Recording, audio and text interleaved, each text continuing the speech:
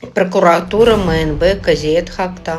Hemmeti güýçülönçü güýçükler. Hökümetin esasy şol kanunlaryna dogry ýoldan alyp baryp, şo taýda adalet çözülmeli ýurdun içine. Adalet barmy adamlar?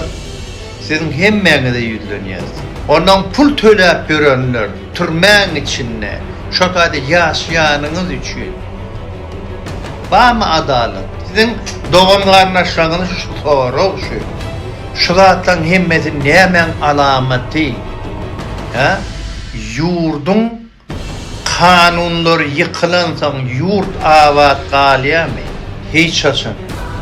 Hiç açın. Şu at yollasın. Eğer tersen hiç kim. Hani müylüküm? Ha prokurorlar? Nerede olur? Batıyalar da oradan kim ediyor onu? Biri çok çola öldürüyor.